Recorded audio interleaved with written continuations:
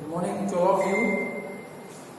छात्रों, पिछली क्लास में हमने मांग विश्लेषण पर चर्चा की और मांग विश्लेषण का मीनिंग, साथ में मांग और मांग मात्रा दोनों में अंतर हमने किया। मांग तालिका का निर्माण कैसे होता है वो आपको तालिका बनाकर बताया गया। आज के वीडियो में हमारी जो विषय वस्तु है वो है मांग मात्रा को प्रभावित करने वाले कारक। वे कारक जो मांग मात्रा को प्रभावित करते हैं, जिनसे मांग मात्रा में परिवर्तन आता है। कभी मांग मात्रा बढ़ जाती है, कभी मांग मात्रा घट जाती है। ऐसे कारकों का अध्ययन हम आज करेंगे जिसकी वजह से मांग वक्र अप और डाउन शिफ्ट हो जाता है। कभी मांग वक्र का अपवर्ड साइड शिफ्टिंग होता है, कभी डाउनवर्ड साइड शिफ्टिंग होता है। तो वो दोनों तरह का जो शिफ्टिंग है उसको प्रभावित करने वाले जो कारक हैं उनकी चर्चा हम इस वीडियो में कर रहे हैं। तो छात्रों, यहाँ पहला जो बिंदु है हमारा वो है वस्तु की कीमत। देखिए, आपको पहले बताया गया था कि मांग मात्रा और कीमत के बीच में एक परफेक्ट रिलेशन होता है और वो रिलेशन दोनों के बीच में इनवर्स होता है, विपरीत होता है। कहने का मतलब कीमत के बढ़ने पर मांग मात्रा हमेशा घटती है और कीमत के घटने पर मांग मात्रा बढ़ती है। इसलिए हम कह सकते हैं कि दोनों के बीच में जो संबंध है वो उल्टा होता है। तो कीमत के साथ जो मांग मात्रा का रिलेशन है वो विपरीत है और कीमत सीधे तौर पर मांग मात्रा को प्रभावित करती है। देखिए छात्रों, रिलेशन मैंने आपको बताया था QX is function of PX। ये मांग मात्रा और कीमत का एक रिलेशन है, एक फलनात्मक संबंध बनता है। QX जो है ये मांग मात्रा है और ये PX X उसकी कीमत है और F जो है ये फलन का सूचक है।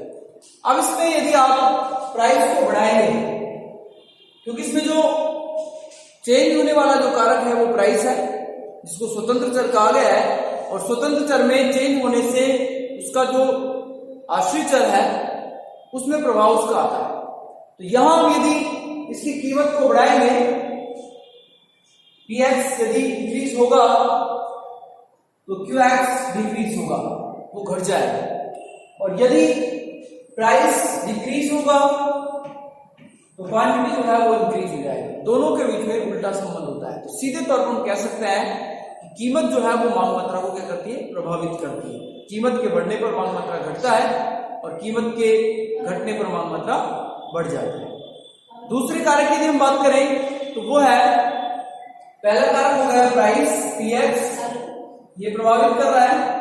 दूसरा कारक हो गया उपभोक्ता की आय, इनकम। देखिए छात्रों, यहां उपभोक्ता की जो आय होती है वो सीधे तौर पर मांग मात्रा को प्रभावित करती है। मांग मात्रा और उपभोक्ता की आय में सीधा संबंध होता है। यदि उपभोक्ता के पास आय ज्यादा होती है तो वस्तु सेवाओं की ज्यादा मांग करता है और यदि आय कम होती है तो वस्तु सेवाओं की कम मांग करता है। तो कहने का मतलब आय के बढ़ने पर मांग मात्रा बढ़ जाती है और आय के घटने पर मांग मात्रा घट जाती है। लेकिन अलग अलग प्रकार की वस्तुओं की जब हम बात करते हैं तो थोड़ा यहाँ चेंज आएगा। जो बात कर रहे हैं वो सामान्य वस्तुओं के संदर्भ में कर रहे हैं कि सामान्य वस्तु में ऐसा होता है कि प्राइस के बढ़ने पर उसकी क्वांटिटी डाउन होती है और प्राइस के जो घटने पर उसकी क्वांटिटी बढ़ जाती है। ये केवल जनरल गुड्स की हम बात कर रहे हैं। और इनकम इफेक्ट की जब हम बात करते हैं तो इनकम में भी जनरल गुड्स में यदि उपभोक्ता की आय बढ़ेगी तो उसकी मांग मात्रा बढ़ जाएगी और यदि उपभोक्ता की आय घट जाएगी तो मांग मात्रा घट जाएगी। एक विशेष प्रकार की वस्तुएं और होती हैं जिनको कहा गया गिफिन गुड्स। गिफिन वस्तुएं, ये वस्तुएं प्रोफेसर रॉबर्ट गिफिन ने डेवलप की है और ये वस्तु सामान्य वस्तुओं से थोड़ी विपरीत प्रकृति की वस्तुएं होती हैं, जिनमें यदि अपन बात करें तो वे वस्तुएं जो कम कीमत पर कम क्रय की जाती हैं और ज्यादा कीमत पर ज्यादा क्रय की जाती हैं, ऐसी वस्तुओं को गिफिन वस्तुएं कहा जाता है।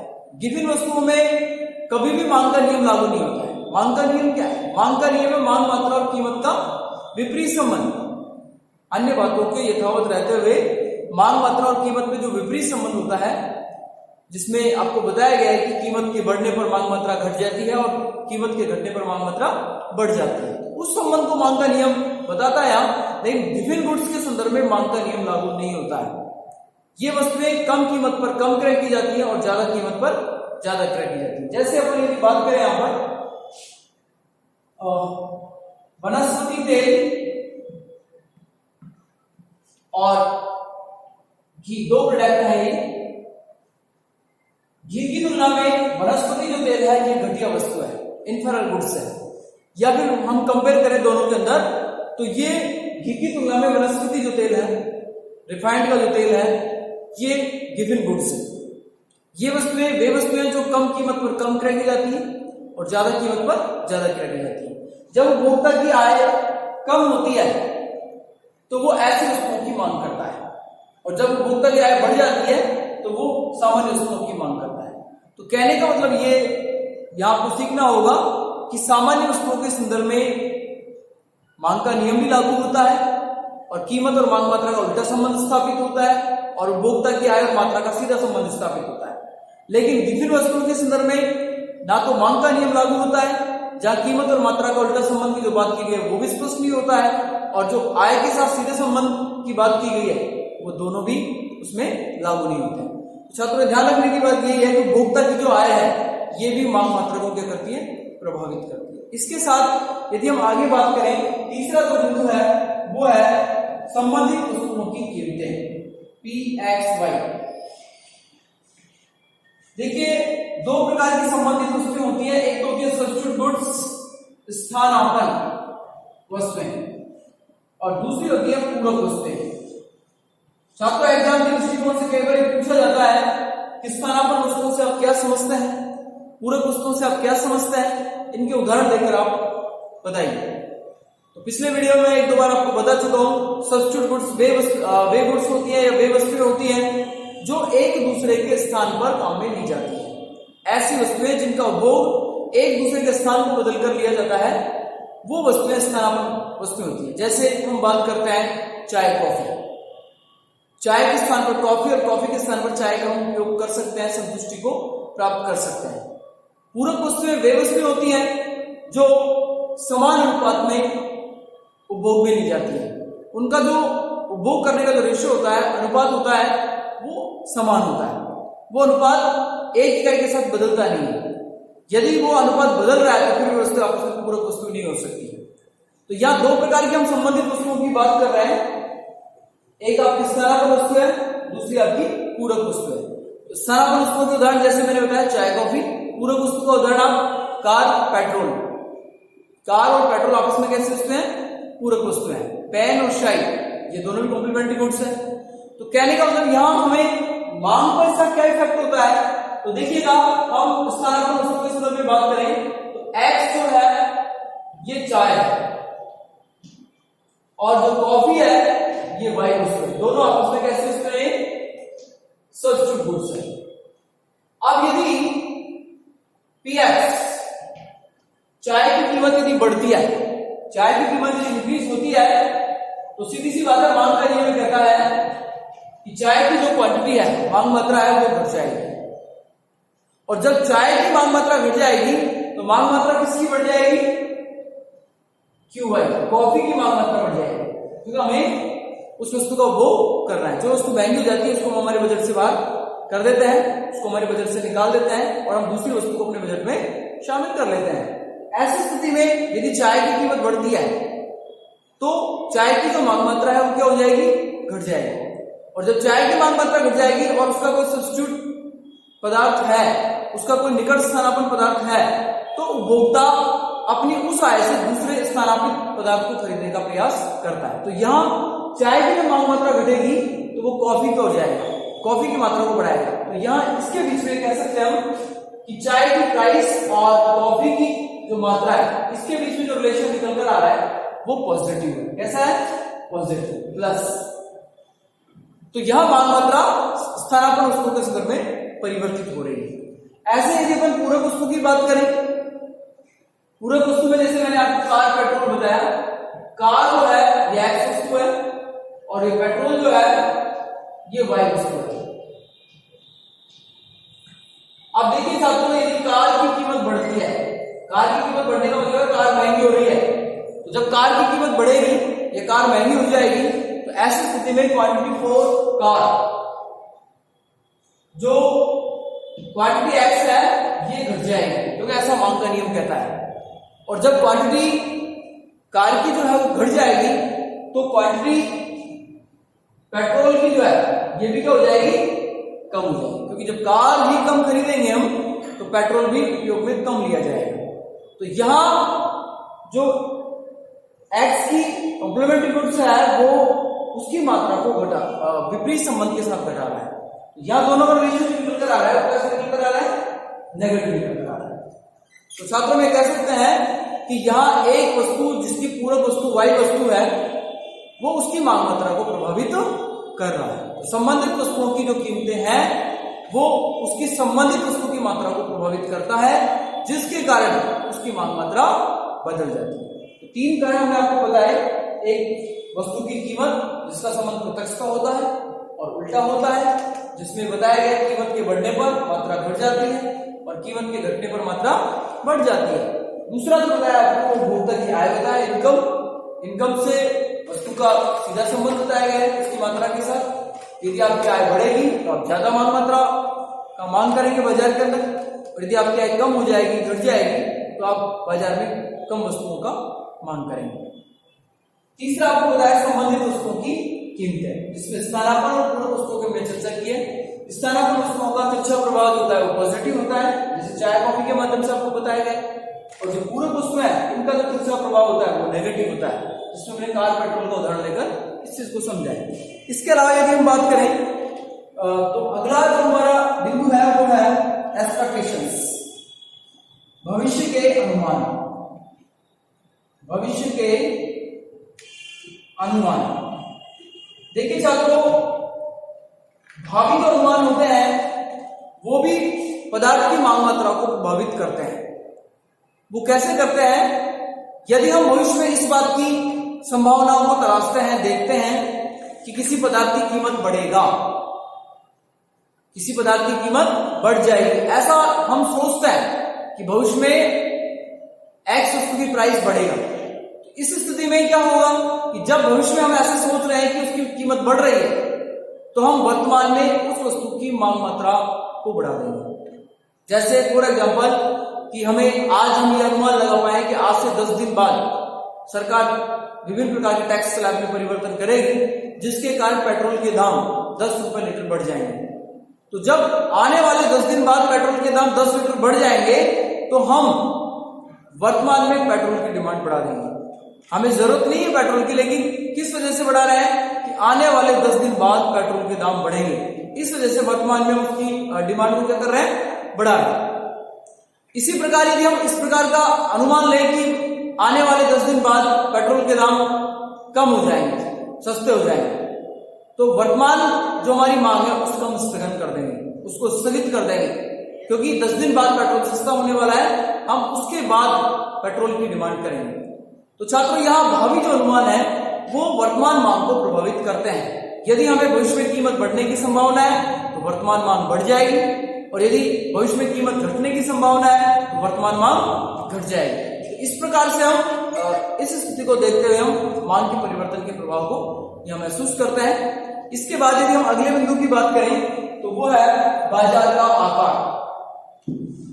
बाजार का आकार हमारा पांचवा बिंदु है, बाजार का आकार, मार्केट साइज। जितना अधिक बड़ा बाजार होगा, व्यापक बाजार होगा, बाजार में विशिष्टताएं होंगी, उतनी ही अधिक डिमांड होगी। यदि बाजार संकुचित होगा, सरल होगा, गैर विशिष्ट होगा तो डिमांड भी कम हो जाती है, क्योंकि बाजार की व्यापकताएं मांग को जल्दी से पूरा करती हैं, इसलिए मांग बढ़ जाती है। कई बार हम देखो इस प्रकार सोचते हैं कि हमें कोई भी XYZ वस्तु खरीदनी है और उस समय हमारे पास पैसा भी है और हम वो वस्तु खरीदना भी चाहते हैं। हम जब बाजार में जाते हैं तो बाजार में गैर विशिष्टताएं होने के कारण या विशिष्टताएं न होने के कारण वो वस्तु हमें नहीं मिल पाती है बाजार में।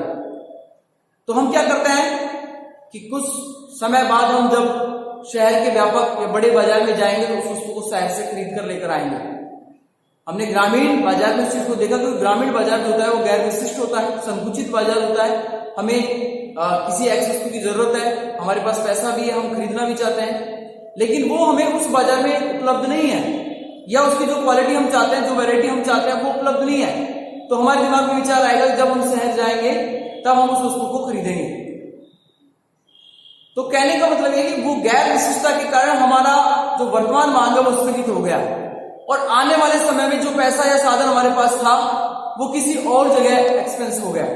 उसी दौरान हमारे घर में कोई बीमार हो जाता है या हमें कोई और जरूरी वस्तु की जरूरत पड़ जाती है तो हम उस पर उस पैसे को खर्च कर देते हैं। तो हमारी जो उस समय की डिमांड थी यदि वो बाजार में उपलब्ध होती तो निश्चित तौर पर वो बाजार में मांग कर ली जाती, लेकिन बाजार में उपलब्धता के अभाव में हमने उस मांग को स्थगित कर दिया। उस बीच हमारी दूसरी मांग ने जन्म ले लिया तो जो हमारे पास बजट था, हमारे पास पैसा था या साधन था, उसको हमने अन्य प्रक्रिया में लगा दिया। तो इससे मांग क्या हो गई? प्रभावित हो गई। तो छात्रों, बाजार का आकार भी बहुत महत्वपूर्ण होता है जो मांग मात्रा को प्रभावित करता है। यदि बाजार व्यापक है, बड़ा है, विस्तृत है, विशिष्ट है तो मांग ज्यादा उत्पन्न होती है और यदि बाजार छोटा है, संकुचित है तो निश्चित तौर पर मांग कम होती है। इसके अलावा अगले बिंदु की यदि अपन बात करते हैं तो वो है जनसंख्या का आकार, पॉपुलेशन साइज। जनसंख्या का आकार हम ये कह सकते हैं कि जहां जिन क्षेत्रों में डेंसिटी ज्यादा होता है, पॉपुलेशन डेंसिटी ज्यादा होता है, उन क्षेत्रों में डिमांड भी ज्यादा होता है और जिन क्षेत्रों में पॉपुलेशन डेंसिटी कम होता है उन क्षेत्रों में डिमांड भी कम होता है। जैसे मैदानी भाग और पहाड़ी भाग का जब हम कंपेयर करते हैं तो मैदानी भागों में पहाड़ी भागों की तुलना में डेंसिटी ज्यादा होता है, जनघनत्व ज्यादा होता है। जितने भी भारत के संदर्भ में बात करेंगे, जितने भी नदी के मैदान बने, गंगा यमुना का जो बड़ा मैदान बना हुआ है उसमें जनसंख्या घनत्व ज्यादा है, क्योंकि सबसे ज्यादा आपको पता है उत्तर प्रदेश की जनसंख्या है और डेंसिटी भी वहीं ज्यादा है, जमाव उसका उसी क्षेत्र में ज्यादा है जनसंख्या। इसी प्रकार आप कश्मीर, हिमाचल की बात करेंगे तो वहां डेंसिटी कम है, छोटे छोटे समूहों में, क्लस्टरों में लोग रहते हैं, छोटी छोटी ढाणियां बनाकर लोग रहते हैं, क्योंकि वहां ज्यादा मैदानी भाग नहीं होता, इसलिए वहां डेंसिटी भी क्या होता है? कम होता है। तो कहने का मतलब वहां जो भौगोलिक विशिष्टताएं हैं इसकी वजह से वहां डिमांड कम हो जाता है। भौगोलिक विशिष्टताओं के कारण जनसंख्या का दबाव कम रहता है और जहां जनसंख्या का दबाव कम रहता है वहां डिमांड भी कम होता है। हम ग्रामीण और शहर की इकोनॉमी की जब चर्चा करते हैं तो भी यही बात निकल कर आती है। गांव में लोग कम रहते हैं, उनका डेंसिटी कम होता है और शहरों में एक साथ लोग जमाव के तौर पर रहते हैं, उनका डेंसिटी ज्यादा रहता है। तो जहां डेंसिटी ज्यादा रहता है वहां डिमांड बढ़ जाता है और जहां डेंसिटी कम रहता है वहां डिमांड कम हो जाता है। छात्रों, इसके अलावा यदि अपन बात करें तो इसमें सबसे जो महत्वपूर्ण बिंदु है वो है अन्य बातें, other things remaining are constant, ceteris paribus. इसका अन्य जो नाम लेखकों ने दिया है वो सेटेरिस पारिबस दिया है अदर थिंग्स को। और अदर थिंग्स डिमांड को इफेक्ट करने का सबसे मेजर फैक्टर है, इसलिए हमें आगे ध्यान रखना होगा। मैं इसको भी अगले वीडियो में आपको डिटेल से बताऊंगा कि अदर थिंग्स में कौन कौन से घटक आते हैं, कैसे कैसे कांस्टेंट वो घटक रहते हैं। यहां हमें केवल इतना ही समझना है कि डिमांड के नियम के अप्लाई की जब बात आती है या उसको लागू करने की जब बात आती है तो निश्चित तौर पर अदर थिंग्स को कांस्टेंट करना होगा। यदि आप अदर थिंग्स को कांस्टेंट नहीं करते हैं तो फिर आपका मांग का नियम क्रियाशील नहीं हो सकता। यह मांग मात्रा इतनी अधिक प्रभावित हो जाएगी कि वहां जो मांग के नियम की क्रियाशीलता की जो बात की गई है वो सिद्ध नहीं हो पाएगी। इसलिए मुख्य रूप से आप जो 6-7 बिंदु आपको बताएं, कीमत के परिवर्तन का प्रभाव होता है, आय के परिवर्तन का प्रभाव होता है, संबंधित वस्तुओं की कीमतों के परिवर्तन का प्रभाव होता है, बाजार का आकार बताया, भविष्य के अनुमान बताए, जनसंख्या का आकार बताया। ये सारे घटक मांग मात्रा को प्रभावित करते हैं और सबसे महत्वपूर्ण जो घटक है वो अन्य बातें हैं, उसके बारे में मैं चर्चा आपसे अगले वीडियो में करूंगा। अभी आप फिलहाल ये जो बिंदु बताए इनको आप बुक से पढ़ें, इनको आप अच्छी तरीके से अपने नोट्स में लिख लें। फिर भी किसी बिंदु में यदि आपको समस्या आती है, समझ नहीं आता है तो आप कमेंट बॉक्स में जरूर लिखें ताकि आपकी समस्या का हम समाधान कर सकें और एक नए प्रयासों के साथ आपको एक नए तरीके से हम एक नया वीडियो दे सकें। धन्यवाद।